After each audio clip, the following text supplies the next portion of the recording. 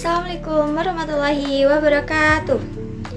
Halo guys, apa kabar kalian semuanya? Semoga kalian dalam keadaan sehat ya. Video kali ini kita akan belajar bersama mengenai teori klasik perdagangan internasional, yang sebenarnya teori ini tuh ada dua, yaitu teori klasik dan teori modern. Tapi khusus kali ini, khusus video ini, kita akan belajar bersama mengenai teori klasik terlebih dahulu. Bersama aku, Risma Ningsi Nur Hidayah. Simak dan dengerin baik-baik. Mari kita mulai. Teori ekonomi internasional atau bisa juga disebut teori perdagangan internasional menjelaskan bagaimana negara-negara berinteraksi melalui perdagangan, investasi, dan aliran moneter. Berbagai teori dikembangkan untuk menjelaskan alasan perdagangan antar negara dan bagaimana negara dapat memperoleh manfaat dari perdagangan tersebut. Teori-teori ini terus berkembang dari teori klasik hingga teori modern yang mempertimbangkan globalisasi dan teknologi.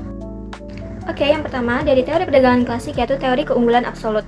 Absolut itu bisa disebut tetap atau tidak bisa diubah, ya macam seperti itu ya guys.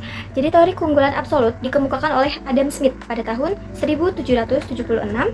Teori ini menyatakan bahwa suatu negara memiliki keunggulan absolut jika mampu memproduksi barang lebih efisien atau sumber daya lebih sedikit dibanding negara lain. Dalam perdagangan internasional, negara sebaiknya fokus pada produksi barang yang menjadi keunggulannya dan menukarkannya dengan barang dari negara lain untuk meningkatkan kesejahteraan bersama. Nah, kita bisa lihat nih, atau contoh studi kasusnya, kita bisa lihat dari negara Brazil dan Norwegia. Brazil memiliki iklim dan tanah yang subur sehingga mampu memproduksi kopi dan gula secara efisien. Sementara Norwegia unggul dalam produksi ikan salmon karena berkat garis pantainya yang panjang serta teknologi penangkapan ikan yang modern. Melalui spesialisasi dan perdagangan, Brasil mengekspor kopi dan gula ke Norwegia, sedangkan Norwegia mengekspor salmon ke Brasil. Jadi, hasil dari kerjasama ini adalah peningkatan efisien dan kesejahteraan di kedua negara. Gitu guys. Nah, yang kedua ada teori keunggulan komparatif. Teori ini dikembangkan oleh David Ricardo pada tahun 1817.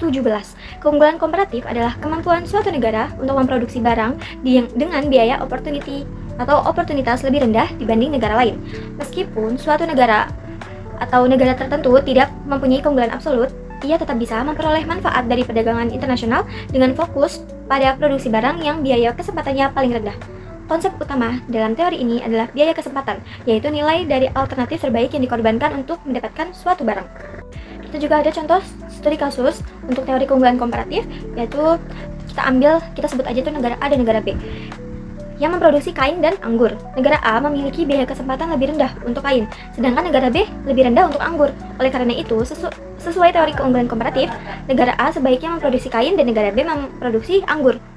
Karena, itu yang aku jelasin tadi awal, karena biaya kesempatannya itu lebih rendah. Lalu keduanya melakukan perdagangan yang saling menguntungkan dan tujuannya itu mensejahterakan kedua negara. Yang ketiga ada teori Heckscher-Ohlin atau HO. Teori HO ini dikembangkan oleh Elie Heckscher dan Bertil Ohlin pada 1920-an. Teori ini menjelaskan bahwa perdagangan internasional dipengaruhi oleh perbedaan sumber daya produksi seperti modal dan tenaga kerja antar negara. Setiap negara cenderung mengekspor barang yang produksinya menggunakan sumber daya yang melimpah di negara tersebut. Teori HO ini membantu memahami hubungan antar distribusi sumber daya, pertukaran barang, dan perang ekonomi negara dalam perdagangan global. Dari sini ada contoh studi kasusnya. Kita bisa lihat pada negara Arab Saudi yang memiliki cadangan minyak besar dan biaya produksi rendah, sehingga mengekspor minyak sebagai komoditas utama. Sebaliknya, karena kekurangan tenaga kerja yang terampil dan teknologi, Arab Saudi mengimpor barang-barang manufaktur dan teknologi dari negara lain. Pola ini mencerminkan prinsip dasar model HO yaitu perdagangan berdasarkan keunggulan faktor produksi masing-masing negara. Untuk yang belum paham atau belum ngerti tentang biaya kesempatan itu apa, jadi aku bisa ngasih contoh dalam kehidupan sehari-hari kita.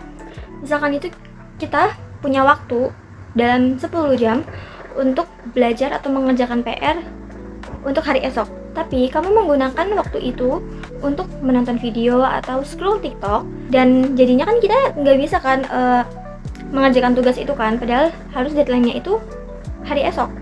Nah, itu biaya kesempatan. Kalau misalnya kita memilih untuk nonton, berarti itu biaya kesempatannya lebih besar, karena kita jadinya itu yang kita korbankan adalah kita nggak bisa ngerjain, waktu kita itu terbuang sia-sia karena kita menonton itu. Nah, kalau misalnya kita menggunakan waktu itu untuk belajar, biar kesempatannya lebih kecil, kita ngambilnya yang lebih kecil. Oke guys, sekian pembahasan dari aku, sekian penjelasan dari aku, semoga kalian bisa paham ya. Maaf banget kalau misalkan aku ngomong terlalu cepat atau nggak jelas, belibet dan lain-lain, karena memang aku nervous sebenarnya ya. Jadi kalau misalkan kalian masih belum paham, kalian bisa DM Instagram aku, terus atau enggak kalian komen di bawah ini. Jadi tunggu video aku selanjutnya. Bye bye. Assalamualaikum warahmatullahi wabarakatuh.